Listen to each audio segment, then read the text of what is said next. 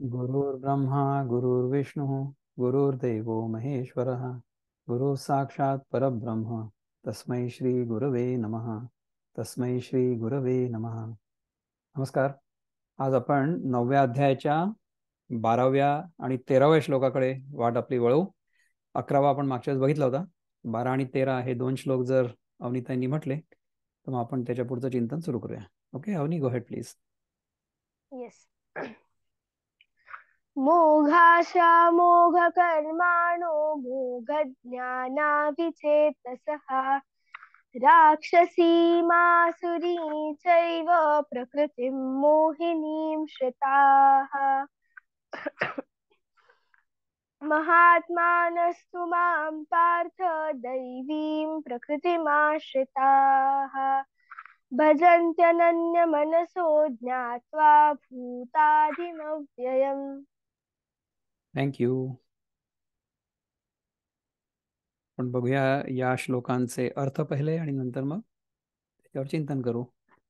तर 12व्या श्लोकाचा जो अर्थ आहे, प्रभुपाद आपल्याला काय सांगतात ते म्हणतात की those who are thus bewildered are attracted by demoniac and aesthetic views. Atheistic views, not aesthetic, atheistic views. मी काय वाचतोय बघा. डेमोनिक आणि एथिइस्टिक. म्हणजे एथिइस्टिक म्हणजे ज्यांचा वेदांवर विश्वास नाही असे लोक. डेमोनाइक म्हणजे आसुरी प्रवृत्तीचे लोक, जे आसुरी आणि त्यांना काय म्हणता येईल की those who don't believe. Astik आणि नास्तिक. हा, राईट. आसुरी आणि नास्तिक. आसुरी आणि नास्तिक प्रवृत्तीचे जे लोक असतात, जे those who are thus bewildered, ज्यांना स्वतःबद्दल माहिती नाही आहे काही, किंवा याच्या आधीच्या श्लोकामध्ये काय म्हटलं होतं त्यात आपण ज्ञानेश्वर जे म्हणतात त्याच्यामध्ये जाऊन बघूया. Those who are thus bewildered, who are thus bewildered, याच्या आधीच्या श्लोकामध्ये काय म्हटलं होतं बघा. त्याच्यामध्ये लिहिलं होतं, I am scrolling up here. त्याच्यामध्ये म्हटलं होतं की fools deride me when I descend in the human form. म्हणजे जे लोक मला अवतार देहधारी असल्यामुळे ते अवतार समजत नाही, त्यांना असं वाटतं की मी देहधारी म्हणजे इतर माणसांसारखाच आहे, तर they do not know my transcendental nature. तर अशा प्रकारे जे बिविल्डर्ड असतात ते काय होतं की त्यांची जी प्रवृत्ती असते ना ती आसुरी आणि नास्तिक प्रवृत्ती होते, असं लिहिलं त्याच्यात. ठीक आहे. So those who are thus bewildered are attracted by demonic and atheistic views. आपल्या इथे डेमॉनिक व्ह्यूज म्हणजे काय, आपण अद्वैताच्या दृष्टिकोनातनं त्याची परिभाषा काय केली होती की द्वैत दिसलं तरी सुद्धा त्याला सत्य न मानणं, म्हणजे अल्टिमेट ट्रूथ न मानणं, हे हे अद्वैत आहे. राईट. समजूतदारीने, बाय अंडरस्टँडिंग आणि by wisdom we experience dvaita, but we don't consider that to be ultimately real. Okay. हा आहे ना अद्वैताचा सिद्धांत. तर द्वैतामध्ये आपण राहू द्वैताच्या सगळ्या नियमांप्रमाणे. आणि द्वैताचे सगळे नियम म्हणजे कसे आहेत की त्याच्यामध्ये हे जे जग आपल्याला दिसतंय ते सगळं चालतं कशामुळे, ते निसर्गाच्या नियमांप्रमाणे चालतंय. आणि त्या नियमांचा जो नियंता आहे तो म्हणजे ईश्वर आहे. तर त्या ईश्वराला जर आपण शरण राहिलो, म्हणजे त्या निसर्गाच्या नियमांप्रमाणे आपलं आयुष्य जर आपण चालवलं, तर आपण सापेक्ष जगतामध्ये, रिलेटिव्ह वर्ल्डमध्ये चांगले राहू. हे आपण शिकलो द्वैतासाठी. So for living in dvaita that is necessary. ठीक आहे. परंतु ultimately we have to realise that this dvaita is only an appearance.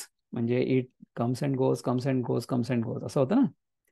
तर तशा प्रकारे आपण जर त्याच्यामध्ये जेवढा आवश्यक आहे तेवढाच संबंध ठेवला, so we should live in the world to the extent it is necessary. म्हणजे मग काय होईल की तुमचं जीवन जे आहे ना ते फार साधं होईल. सो साधी राहणी होईल तुमची आणि विचारसरणी तुमची उच्च होईल. तर अशा प्रकारे जर आपण राहिलो तर आपण आस्तिक पण असू आणि दैवी संपत्तीनी पण परिपूर्ण असू. पण तसे जर नसलो तर मग आसुरी प्रवृत्तीने जगू आणि नास्तिक प्रवृत्ती आपल्यामध्ये निर्माण होतील. ठीक आहे. In that deluded condition their hopes for liberation, their fruitive activities and their culture of knowledge are all defeated. म्हणजे त्या मोहित अवस्थेमध्ये होप्स फॉर लिबरेशन म्हणजे मोक्षाची आशा. देअर फ्रुटिव्ह ॲक्टिव्हिटीज म्हणजे कामनेच्या किंवा फलाच्या आशेने केलेलं कर्म. Okay. And their culture of knowledge म्हणजे शिक्षणाचे संस्कार किंवा ज्ञानाचे संस्कार हे सगळेच्या सगळे दे आर डिफिटेड, म्हणजे त्यांना सगळ्यांना तो माणूस हरवतो. तर ह्याच्यासाठी विनोबा काय म्हणतात बघूया 12व्या श्लोकामध्ये.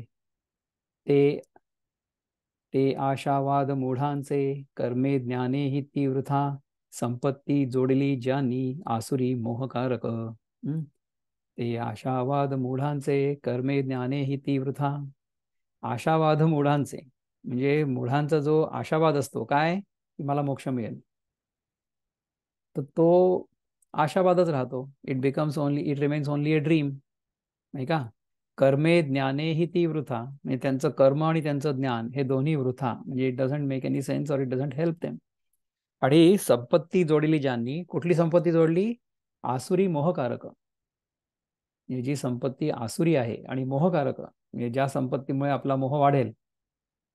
म्हणजे काय की जगाच्या वस्तूंना आपण जगातल्या वस्तूंना खरं मानलं, जगातल्या वस्तू जमा केल्या, त्यांच्याशी आपलं अट्रॅक्शन राहिलं, त्यांच्याशी आपली आसक्ती राहिली, त्यांच्याबद्दल आपलं क्रेविंग राहिलं, तर आपण ह्याच्यामध्ये अडकलेलो राहू. त्यामुळे आपली मोक्षाची जी आशा असेल ती फक्त आशाच राहील.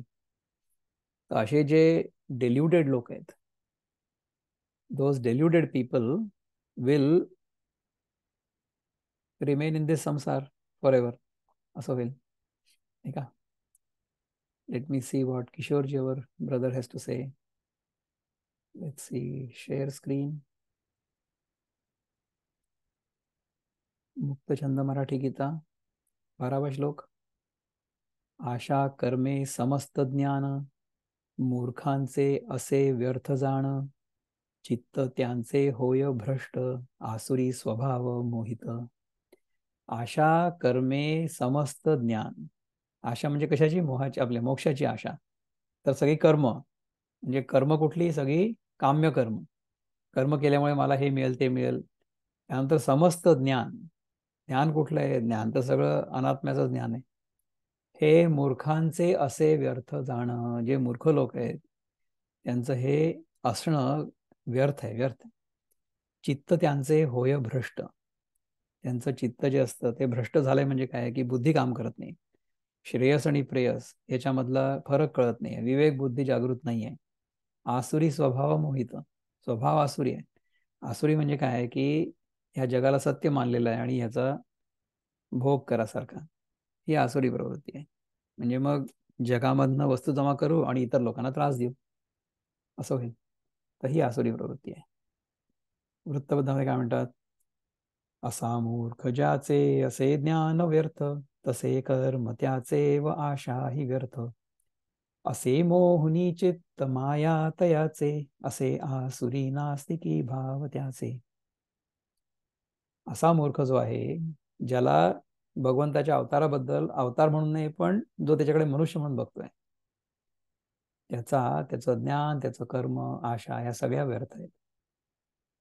माया त्याच्या चित्ताला मोहून टाकते, म्हणजे त्याची बुद्धी जी आहे ती मायेमुळे भ्रष्ट होते आणि त्याच्यामध्ये आसुरी आणि नास्तिकी भाव तयार होतो. That is the meaning.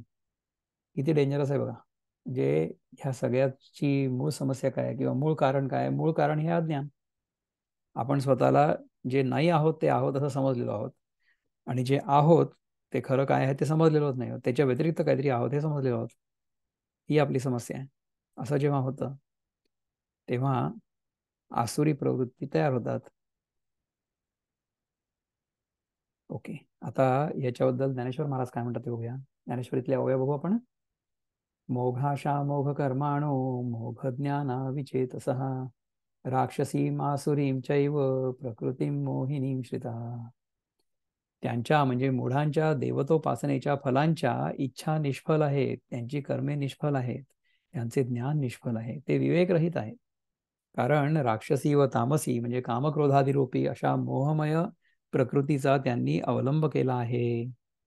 बघा, हा त्या संस्कृत श्लोकाचा अर्थ आहे या पुस्तकातला. म्हणजे आपण जे सगळे 3-4 प्रकारचे अर्थ बघतोय ना, त्याच्याने आपला काय लाभ होतो बघा की आपल्याला नेमका अर्थ कळायला मदत होते. ठीक आहे. यालागी जन्मलेची ते मोघ, मोघ म्हणजे मोहित झालेले.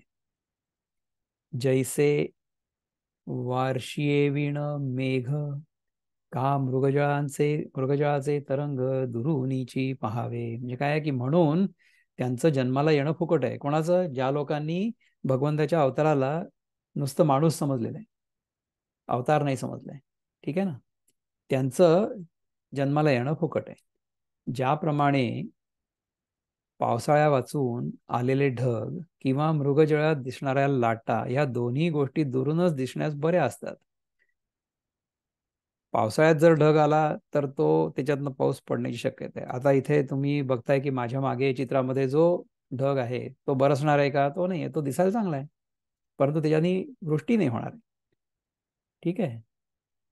आणि मृगजळ जेव्हा दिसतं तेव्हा पाणी आहे असं वाटतं, परंतु त्याने आपली तहान भागेल का? तहान नाही भागू शकत. तहान भागवण्यासाठी तुम्हाला बाटलीतलं पाणी ओढावं लागेल आणि एक घोट प्यावं लागेल.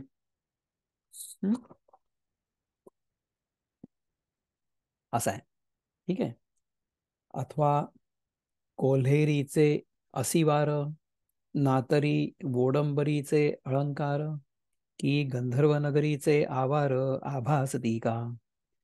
अथवा मातीचे घोडेस्वार, किंवा गारुडी विद्येने केलेले दागिने, किंवा आकाशात ढगांच्या आकृतीमुळे दिसणाऱ्या गावांचे गावकूस, हे ज्याप्रमाणे दिसतात मात्र पण वास्तविक मिथ्या असतात. म्हणजे काय की ज्या गोष्टी दिसायला तुम्हाला दिसण्यासारख्या असतील अशा वाटतात, म्हणजे दिसतात आहे खऱ्या, परंतु वास्तविक मिथ्या म्हणजे काय की त्या जशा आहे तशा दिसत नाही आपल्याला. हे जेव्हा नसल्या तरी सुद्धा आहेत असं वाटतं. म्हणजे मृगजळ तिथे जळ नसलं तरी सुद्धा आहे असं वाटतं, म्हणून त्याला मृगजळ म्हणतात ना, म्हणून ते मिथ्या आहे. आता आकाशाचा रंग जो निळा आहे, तुम्हाला माझ्या मागे पण दिसतोय बघा आकाशाचा रंग निळा. त्या आकाशाचा रंग निळा असा असतो का?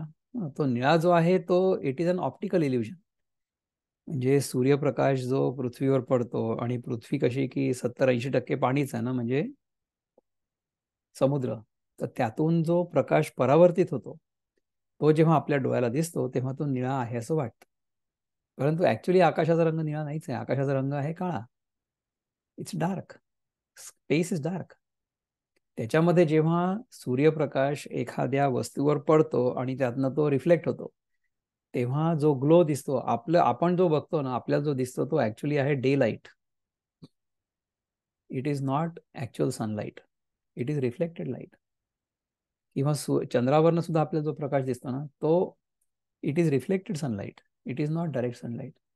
आणि बाय द वे, आता you will be shock to hear this आणि नो दिस, की आपल्याला जो डायरेक्ट सनलाईट दिसतो, म्हणजे समजा तुम्ही सकाळी उठल्याबरोबर सूर्याचं बिंब बघितलं, मॉर्निंग सनराईज किंवा इव्हनिंग सनसेट, तुम्हाला तेव्हा आपण सूर्याकडे बघू शकतो, कारण की त्याचा प्रकाश तितका तीव्र नसतो. तर जे आपण बघतो ना, तो ऍक्च्युअल सूर्यप्रकाश नाही आहे. तो आपल्या डोळ्यामध्ये त्याचं जे प्रतिबिंब पडलंय ते बघतो आपण. सो दॅट सूर्यप्रकाश also has to be lighted by our drishti. त्या सूर्यप्रकाशाला जोपर्यंत आपली दृष्टी प्रकाशित करत नाही तोपर्यंत त्याचं अस्तित्व आपल्याला जाणवत नाही. हे किती सूक्ष्म आहे बघा. पुरुष सूक्तामध्ये ऋषी काय म्हणतो? चक्षो सूर्यो अजायत. म्हणजे सूर्याला आपली दृष्टी जन्म देते. दृष्टी सूर्यामुळे नाही आहे, सूर्यदृष्टीमुळे. आपली जी दृष्टी आहे ती सूर्यापेक्षा जास्त शक्तिशाली आहे. विचार करा. It's very subtle. आपली जर दृष्टी नसली तर सूर्यप्रकाश असून काय उपयोग आहे? आपल्याला थोडीच करणार आहे, नाही का? सो आपण सूर्यप्रकाश जसा आहे तसा नाही बघू शकत. Unless it is reflected on something, its existence is not experienced. असं आहे. कळलं? All right. साबरी वाढिनल्या सरळा, वरी फळ ना आतू पोकळा, का स्तन जाले गळा शेळीये जैसे. सरळ वाढलेल्या काडे निवडुंगाला वर फळ नसतं आणि आत गाभाही नसतो, पोकळ असतं ते. किंवा शेळीचे गलोल व्यर्थ असतात, त्याच्यामध्ये काही खूप जास्त दूध नसतं. ठीक आहे ना. तैसे मूर्खाचे तयाजी आले, आणि धिक कर्म तयांचे निपजले. जैसे साबरी फळ आले घेपे ना दिजे. त्याप्रमाणे त्या अविचारी लोकांचं जीवित व्यर्थ आहे. ज्याप्रमाणे सावरीला आलेलं फळ देवघेवीच्या उपयोगाचं नसतं, त्याप्रमाणे त्यांचं कर्म व्यर्थ असतं. म्हणून त्यांच्या हातून घडलेल्या कर्माला धिक्कार असो. आता हे सावरीला आलेलं फळ, सावरी नावाचं काहीतरी वनस्पती किंवा काहीतरी असावं असं मला वाटतं. ते मला माहित नाही एक्झॅक्टली काय आहे, somebody can look it up. परंतु that fruit is not useful for देवाणघेवाण, काही उपयोगाचं नाही आहे. मग ते काही ते पढिन्नले, ते मरकटे नारळ तोडिले, का आंधळ्या हाती पडिले मोती जैसे. मग ते अज्ञानी जे काही शिकलेले असतात ते त्याला माकडाने नारळ तोडल्यासारखं अथवा आंधळाच्या हाती मोती पडल्यासारखं निरुपयोगी असतं. म्हणजे काय आहे की अज्ञानी जे काही शिकलेले असतात, आपण समजा जे काही शिकू, अज्ञानी असू आपण आणि आपण जर काही शिकलो तर काय की माकडाने नारळ तोडल्यासारखं. माकड नारळ तोडेल पण त्याला ते खाता येणार नाही ना. He doesn't have enough strength to eat it, right. किंवा आंधळ्याच्या हातात मोती पडल्यासारखं. आंधळ्याच्या हातात जर मोती पडला त्याला काय उपयोग आहे, त्याला दिसणारच नाही काही, ते निरुपयोगी आहे. तसं आहे. म्हणजे आपण जर मोहित असलो, आपल्याला जर खरं आपल्या स्वरूपाचं ज्ञान नसलं, तर आपल्याला जर जगातलं कितीही ज्ञान मिळालं तरी देखील त्याचा काही उपयोग नाही, नाही का. हे जगातल्या ज्ञानाचा आपण कोण आहोत हे माहिती करून घेण्यासाठी काही उपयोग नाही, हे सांगायला बघतात ते. ठीक आहे. किंबहुना तयांची शास्त्रे, जैसी कुमारी हाती दिधली शस्त्रे, का अशौचा मंत्रे बीजे कथिली.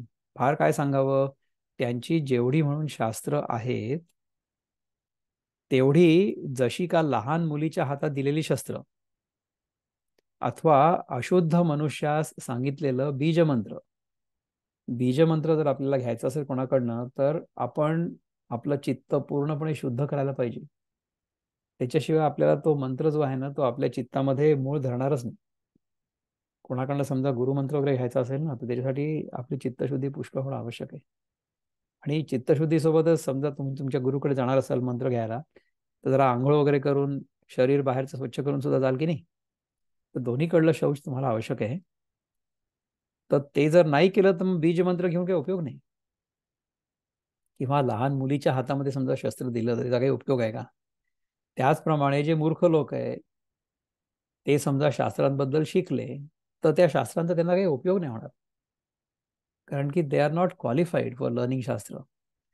आपल्या अद्वैताचा अभ्यास करण्यासाठी आपण काय क्वालिफिकेशन्स आपल्याला माहिती आहेत ना. विवेक, वैराग्य, शमदमादी, षटसंपत्ती आणि मोक्षत्व. ह्या सगळ्या गोष्टी जर असल्या तरच वी आर क्वालिफाईड. ते जर नसेल तर मग आपल्याला अद्वैताचा अभ्यास करता येणार नाही. आणि आपण गीतेचा सगळा अभ्यास जो आहे तो अद्वैताच्या दृष्टिकोनातून करतोय, बरोबर आहे. तर ह्याचा अर्थ हा नाही आहे की तुम्ही जगामध्ये व्यवस्थित राहू नका. राहा, तुम्हाला जे कर्म करायचं आहे किंवा कर्म वाट्याला आलंय ते करा, निष्काम भावनेने करा, कर्तभाव न ठेवता करा. फळाच्या आसक्तीने नका करू. फळ टाकून द्या असं नाही म्हणत आहे, परंतु ते फळ भगवंताच्या कृपेने आपल्याला मिळालेलं आहे ही आठवण नेहमी ठेवा.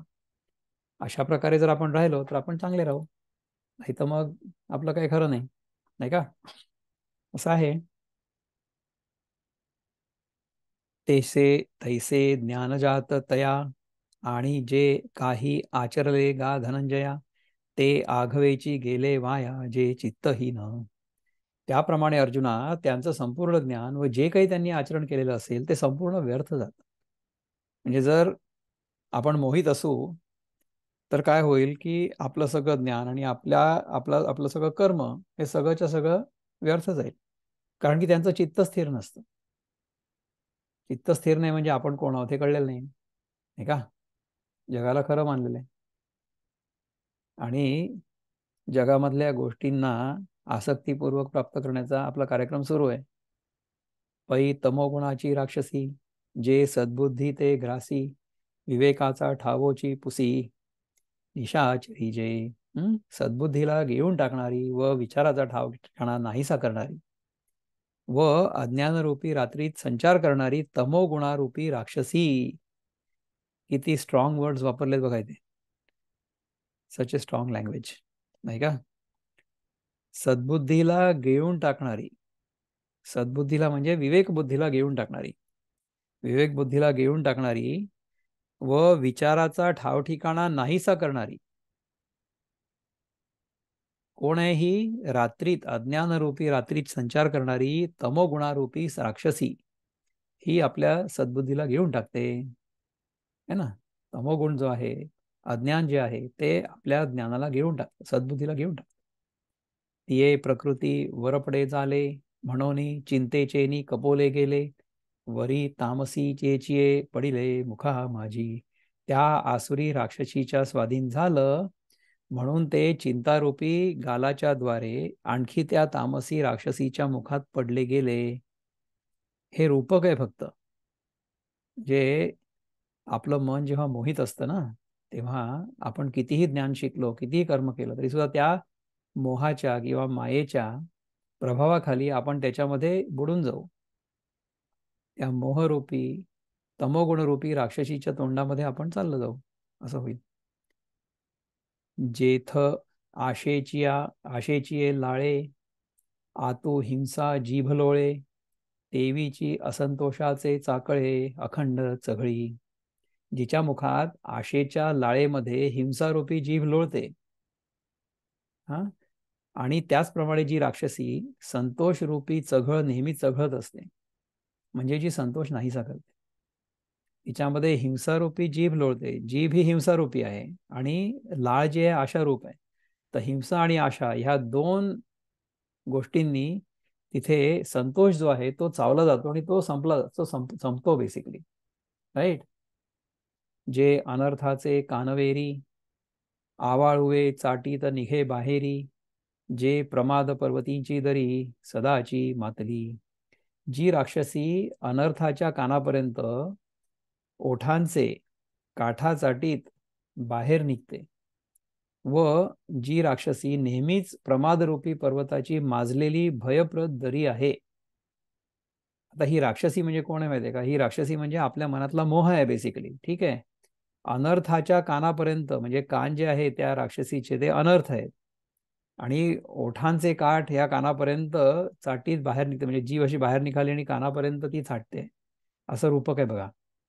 जी राक्षसी नेहमीच प्रमादरूपी पर्वताची, प्रमाद म्हणजे काय माहिती का, की जी एखादी चूक असेल ना, ती चूक सारखी सारखी करणं. तर हा मुख्य प्रमाद आपला काय माहिती का, की आपण आपल्या स्वतःला देह आहोत असं मानतो. देहबुद्धी हा पहिला प्रमाद आहे, आणि तो प्रमाद आपण सारखा करत राहतो. प्रमाद म्हणजे चूक, प्रमाद म्हणजे रिपीटेड मिस्टेक.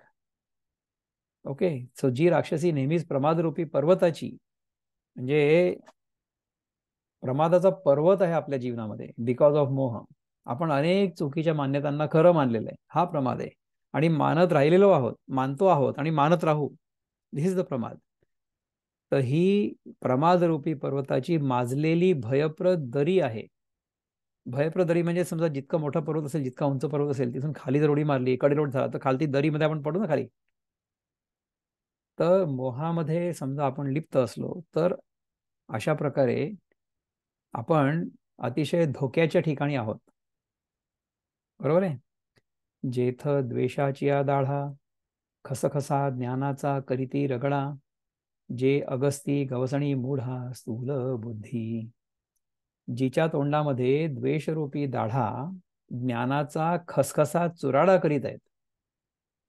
दाढा ज्या आहेत त्या द्वेष, द्वेष म्हणजे दाढा आहे, त्याच्यामध्ये संतोष आणि ज्ञान यांचा चुराडा होतो. व जी अगस्ती ऋषीस आवरण असलेल्या कुंभाप्रमाणे स्थूल बुद्धीच्या मूर्खांना आवरण घालणारी आहे.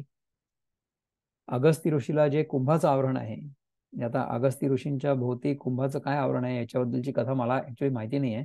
Maybe one of you can look it up and tell us next time, किंवा maybe I try to look it up next time and try to find out. स्थूल बुद्धीच्या मूर्खांना आवरण घालणारी आहे.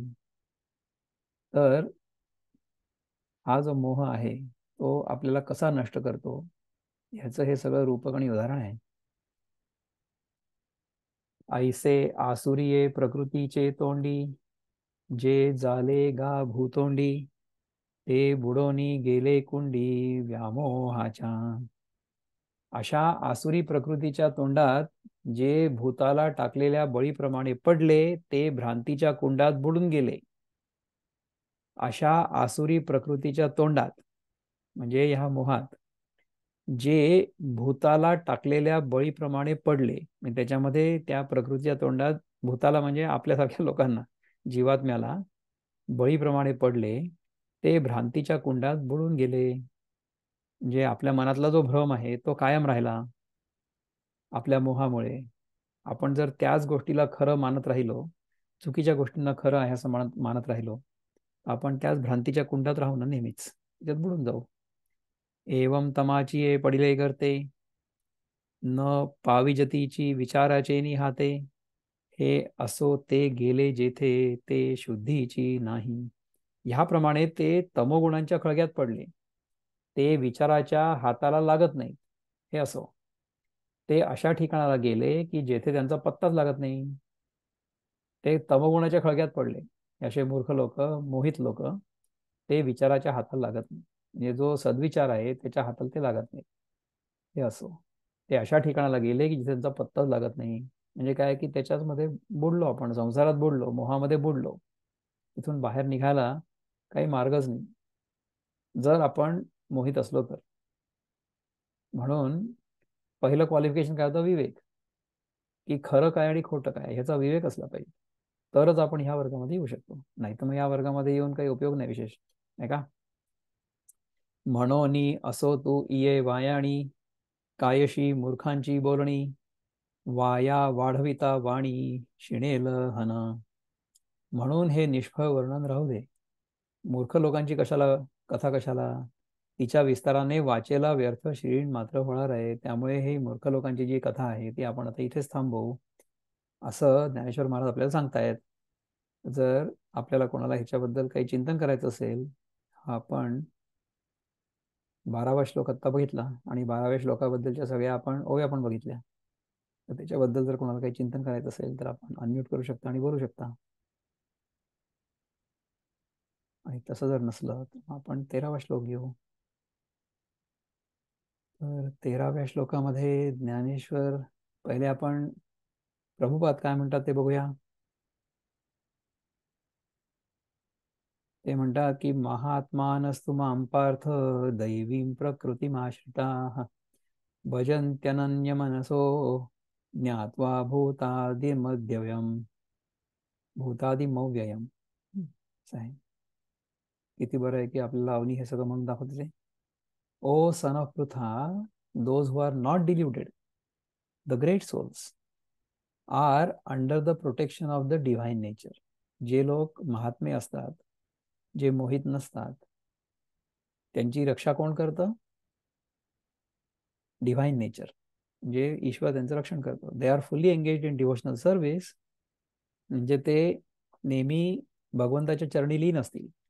Because they know me as the supreme personality of God head, म्हणजे कृष्णाला स्वतःला ते अल्टिमेट देव समजतात आणि ओरिजिनल आणि इनएक्झॉस्टिबल. हा ओरिजिनल आहे, याच्या आधी काहीच नव्हतं. Krishna is all there is. Okay, आणि ही इज इनएक्झॉस्टिबल, म्हणजे त्याचा कधी अंत नाही होऊ शकत. त्यासाठी गीताईमध्ये काय म्हणतात विनोबा? दैवी संपत्ती जोडूनी महात्मे भजती मज, अनन्य भावे जाणूनी मी विश्वारंभ शाश्वत. दैवी संपत्ती जोडून महात्मे भजती मज, ह्याच्या आधीची आसुरी संपत्ती होती. दैवी संपत्ती जर आपण जोडली आणि महात्मे जे असतात, महात्मे जे दैवी संपत्ती जोडतात ते महात्मे भजती मज, जे माझं भजन करतात किंवा माझं चिंतन करतात, अनन्य भावे जाणून, माझ्या व्यतिरिक्त दुसरा कोणी नाही आहे हा भाव जाणून मी विश्वारंभ शाश्वत, मी विश्वाचा आरंभ आहे. आपण अनन्य भावे कशाला जाणू शकतो? आपण अनन्य भावे फक्त स्वतःलाच जाणू शकतो. अनन्य भावे आपण दुसऱ्या कशाला जाणू शकत नाही. कुठलीही जी वस्तू अन्य असते ना, ती आपल्यापेक्षा अन्य असते.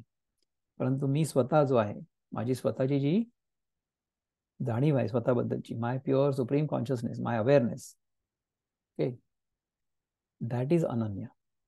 तर इफ वी रेकॉग्नाइज दॅट, आता ह्याच्यामध्ये कसं आहे की कृष्ण आणि अर्जुनाचा संवाद आहे म्हणून आपण असं इंटरप्रिट करतो किंवा असं इंटरप्रिट केलं जातं की अर्जुनाने कृष्णाला अनन्य भावे जाणावं असं आहे. परंतु कृष्ण आणि अर्जुन वेगळे आहेत का? कृष्ण आणि अर्जुन हे दोघे तर माझ्यामध्येच आहेत, नाही का? आता याच्यासाठी किशोरजी आपले बंधू काय म्हणतात ते बघूया. ओके, लेट्स डू द मुक्त छंद फर्स्ट. मीची असे भूतमात्रांचे कारण, ज्ञात त्यासी जे दैवी गुणसंपन्न. मी अविनाशी असे ते जाणती, मग एकनिष्ठेने मजसी पूजिती. मीची असे भूतमात्रांचे कारण, या भूतमात्रांचं कारण मीच आहे. Original cause is God himself. ज्ञात त्यासी जे दैवी गुणसंपन्न, हे कोणाला माहिती आहे? जे लोक दैवी गुणसंपन्न आहे त्यांनाच माहिती आहे फक्त. मी अविनाशी असे ते जाणती, ते मी अविनाशी आहे असं ते जाणतात. Consciousness can never be destroyed, right. मग एकनिष्ठेने मजसी पूजिती, म्हणजे you stay in that awareness at all times. वृत्तबद्धामध्ये काय म्हणतात की परी जो महात्मा असे दैव गुणी, मला सृष्टी करता असे तोची जाणी. करी माझी भक्ती अनन्याची भावे, मलाची धरोनी मनाने असावे. जो महात्मा दैवगुणी आहे, दैवी गुणी आहे, त्याला सृष्टी करता कोण आहे? कोण आहे? My own pure consciousness. That is where everything begins. That is the root cause. There is no cause of consciousness. कॉन्शियसनेसमुळे सगळं होतं. ठीक आहे, अवेअरनेसमुळे सगळं होतं. माझ्या अवेअरनेसमध्येच तर सगळा अनुभव येतो ना. तर करी माझी भक्ती अनन्याची भावे म्हणजे की we have to focus only on that. आपली जर जाणीव किंवा आपली जी आपलं जे लक्ष आहे, आपला जो फोकस आहे, तो समजा स्वतःकडे असला, अनन्य भाव, तर मलाची धरोनी मनाने असावी. म्हणजे we should always focus, contemplate on our true self, on our innermost pure consciousness. ठीक आहे. बघा आता ह्याच्यासाठी ज्ञानदेव काय म्हणतात, आपण त्या सगळ्या ओव्या एकदा बघूया. ज्ञानेश्वरी. ओके, 13वा कुठे आला बघा. हा, महान महात्मानस्तु मां पार्थ दैवीं प्रकृतिमाश्रिता, भजन्त्यनन्य मनसो ज्ञात्वा भूतादिमव्ययम. हे पार्था, पण दैवी स्वभावाचा आश्रय करणारे महात्मे भूतांचे आदिकरण व क्षयरहित, आदी कारण व क्षयरहित अशा मला जाणून अनन्य होत जाते माझी भक्ती करतात. ऐसे बोलिले देवे, तेथ जी जी म्हणितले पांडवे, आईके जेथ वाचा विसवे ते साधू कथा. श्रीकृष्ण असं म्हणाले. त्या प्रसंगी अर्जुन म्हणाला, हो महाराज. तेव्हा श्रीकृष्ण म्हणाले, ज्या साधूंच्या वर्णात वाणीला विश्रांती मिळते ती साधू कथा आता ऐक. आता ही जी ओवी आहे, ही मराठीमध्ये ज्ञानदेवानी सांगितली आहे, कारण की कृष्णाच्या अर्जुनाशी बोलण्यामधला जो भावार्थ आहे तो आपल्याला त्यांनी मराठीमध्ये सोपा करून सांगितलेला आहे इथे. बरोबर आहे. तरी जयाचे चोखटे मानसी, मी होऊनी असे क्षेत्र संन्यासी, जया निजेलिया ते उपासी, वैराग्य घ्या घा. ज्यांच्या शुद्ध मनरूपी क्षेत्रात मी क्षेत्र संन्यासी होऊन असतो. बघा, आपल्या मनात समजा कृष्ण क्षेत्र संन्यासी होऊन राहिला, म्हणजे कृष्णाच्या व्यतिरिक्त दुसरा आपल्याकडे दुसरा विचारच नाही. He has come and occupied our mind space permanently.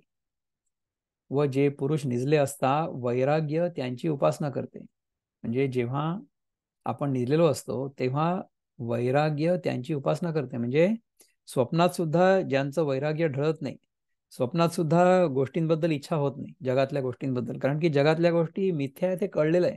स्वप्नात देखील त्याच्याबद्दल आपल्या मनामध्ये कुठल्याही प्रकारची आसक्ती येत नाही. हे जे वैराग्य आहे हे स्वप्नात देखील टिकतं. जयाची आस्थेची सद्भावा, आतु धर्म करी राणीवा, जयाचे मन ओलावा विवेकासी. ज्यांच्या कळकळीच्या चांगल्या वासने धर्म राज्य करतो, म्हणजे वासना जरी असली तरी ती धर्माप्रमाणे असावी. त्यांना अधर्माची इच्छा उत्पन्नच होत नाही. म्हणजे इच्छा पूर्ण कराव्या माणसाने, परंतु धर्माच्या आधारावर करावी, अधर्माच्या आधाराने करू नये. व ज्यांचं मन विचाराच जीवन आहे ना, ज्यांचं मन विचाराने चालतं, त्यांच्या जीवनभरच विचार चालतो. ठीक आहे. जे ज्ञानगंगे नहाले, पूर्णता जेऊनी धाले, जे शांतीसी आले पालव नवे. ज्यांनी ज्ञानरूपी गंगेत स्नान केलेलं आहे व जे पुरुष पूर्णता जेवून तृप्त झाले आहेत, आणि जे पुरुष शांतीरूपी वेलींची कोवळी पाने आहेत,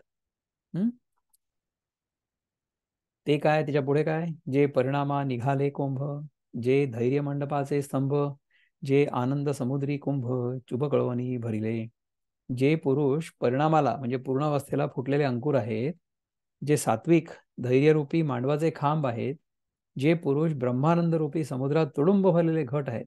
तर हे सगळं सात्विक लोकांचं वर्णन सुरू आहे. हे जे साधू जे म्हणतो ना, त्याचं वर्णन सगळं सुरू आहे. जया भक्तीची येतुली प्राप्ती, जे कैवल्या ते परवते सर म्हणती, जयाची ये लिले माझी नीती, जियाली जिसे. ज्यांना भक्तीची एवढी प्राप्ती झालेली असते की ते मोक्षाला पलीकडे हो असं म्हणतात, म्हणजे मोक्षाला पलीकडे हो असं म्हणतात. मोक्ष मला नकोय, मला भक्तीच पाहिजे. ज्यांच्या मनामधनं मोक्षाची इच्छा देखील चालली गेलेली आहे. दोज हु आर कॉन्स्टंटली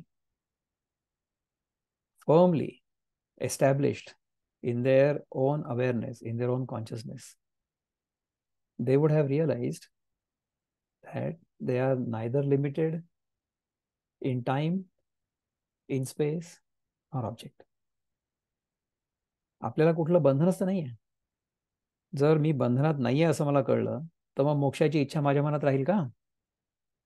मोक्षाची इच्छा असण्यासाठी मी बंधनात आहे असं मान्य करायला पाहिजे ना. तर जर हे कळलं की मी बंधनात होतो, ही माझ्या मनाची कल्पना होती, बंधनात मी कधीच नव्हतो, त्यामुळे मला मोक्षाची काय गरज आहे ना. तर ज्याला हे कळलेलं आहे की मी शुद्ध चैतन्य आहे, त्याच्यासाठी बंधन हे मिथ्या आहे आणि त्याच्या मनातनं मोक्षाची इच्छा आपोआप गळून पडेल. मग काय होईल की जेव्हा इथे काय लिहिलंय की भक्तीची एवढी प्राप्ती झाली असते. भक्तीची प्राप्ती म्हणजे कसं आहे की आपला जीवात्मा, समजा मी ॲज अ जीवात्मा, मी ॲज अ अर्जुन, मी ॲज अ विक्रम पत्तरकेने, if I am constantly dwelling on Krishna, ही भक्तीची उपमा झाली. परंतु मी as the jivatma, if I am fixated on my awareness, त्याच्यामध्ये काय होईल की ओनली अवेअरनेस विल रिमेन आणि जीवात्मा विल डिसअपिअर, नाही का. म्हणजे आपलं जे खरं स्वरूप आहे ते शुद्ध चैतन्य आहे आणि त्याच्यामध्ये आपण ही जी आपल्या शरीराला नावं देतो ती सगळी दे आर ओनली अपिअरन्सेस, नाही का. ते शुद्ध चैतन्य फक्त ह्या पंचकोशांच्या आवरणामुळे हे आहे असं वाटतंय, हे खरं नाही आहे. ठीक आहे ना. अशा लोकांना समजा कोणीतरी सांगितलं की हा घे तू मोक्ष, मोक्ष नावाची वस्तूच नाही, मोक्ष देखील मिथ्या आहे. तर मोक्षाला म्हणतील ते मोक्ष तू पलीकडे हो. ज्यांच्या सहज कर्माचरणामध्ये नीती जगलेली दिसते, म्हणजे त्यांचं जे रोजचं जीवन आहे त्याच्यामध्ये नीती जगलेली दिसते, म्हणजे त्यांचं जे व्यवहारातलं वागणं आहे ते नीती धर्माप्रमाणेच असेल. So the one who is established in his on pure consciousness will behave in the world, will operate in the world based on ethics, morals as well as dharma. ठीक आहे. जे आघवांची करणी, लेईले शांतीची लेणी, जयाचे चित्त गवसणी व्यापका मज, ज्यांनी सर्व इंद्रियांच्या ठिकाणी शांतीचे अलंकार धारण केले आहेत. सर्व इंद्रियांच्या ठिकाणी शांतीचे अलंकार धारण केले म्हणजे काय की इंद्रिय शांत आहेत, ती बाहेरच्या विषयांकडे धावत नाही आहेत. व ज्यांचं चित्त मी जो सर्व व्यापक त्या मला आच्छादणारी खोळ झाले आहे, त्यांचं चित्त जे आहे ते काय झालंय की मी सर्व व्यापक म्हणजे ईश्वर किंवा आवर सुप्रीम कॉन्शियसनेस त्याला आच्छादणारी खोळ झालेलं आहे. म्हणजे विचार करा की ह्या भक्ताला त्यांनी भगवंतानी आपल्यापेक्षा मोठं मानलेलं आहे. तो भक्त जो आहे तो भगवंताला आवरण घालतो. विचार करा. कॅन द जीवात्मा कव्हर द परमात्मा, कॅन द जीवात्मा कव्हर द ईश्वर. पण इथे ईश्वर जो आहे तो इतका कृपाळू आहे, तो सांगतोय की असा जो जीवात्मा आहे, असा जो महात्मा आहे, त्यांनी माझ्या अनंत स्वरूपाला खोळ घातलेली आहे, त्याच्याशिवाय तो मोठा आहे. अर्थात या सगळ्या उपमा आहेत. ओके, याच्यामध्ये कॉन्सेप्ट समजावून सांगण्यासाठी ही एक्झाम्पल्स आहेत, उदाहरणं दिलेली आहेत, त्याच्यामुळे आपल्याला ते समजेल. ऐसे जे महानुभाव दैवीये प्रकृतीचे दैव, जे जाणून या सर्व स्वरूप माझे. असे जे प्रशस्त अनुभवाचे पुरुष आहेत ते दैवी प्रकृतीचे दैव आहेत, दैवी प्रकृतीचे देव आहेत, दैव नको. ते महात्मे हे माझे सर्व माझे स्वरूप आहे असं जाणून मग वाढतेनी प्रेमे, माते भजती मजजे, माते भजती जे महात्मे, परी दुजेपण मनोधर्मे शिवदले नाही. मग वाढत्या प्रेमाने ते मला भजतात, पण त्यांची भक्ती अशी एकविध असते की ते आपल्या मनाच्या संकल्पाने देव हा एक उपास्य व मी एक उपासक निराळा आहे अशा दुसरेपणाला शिवतच नाही. बघा, पुन्हा आला इथे अद्वैत, की मी उपासक आणि देव म्हणजे उपास्य, हे जे द्वैत आहे हे नष्ट होतं, कारण की हे द्वैत आभासात्मक आहे. राईट. ऐसे मीच होऊनी पांडवा, करीती माझी सेवा, परी नवलावो तो सांगावा, असे ऐक. अर्जुना, ह्याप्रमाणे मीच होऊन ते माझी सेवा करतात. मीच होऊन ते माझी सेवा करतात, पण त्याची सेवा करण्याचा आश्चर्यकारक प्रकार सांगायचा आहे, तो तो तू आता ऐक. म्हणजे अशा भक्ताची सेवा भगवंत कसा करेल हे आता आपल्याला सांगणार आहेत ज्ञानेश्वर महाराज, पण ते पुढच्या वेळेस सांगतील. इथे आपण आत्तापुरतं थांबूया. ओम पूर्णमद पूर्णमिदं पूर्णात् पूर्णमुदच्यते पूर्णस्य पूर्णमादाय पूर्णमेवावशिष्यते. ओम शांती शांती शांती. हरि ओम. श्री गुरुभ्यो नमः. हरि ओम. नमस्कार.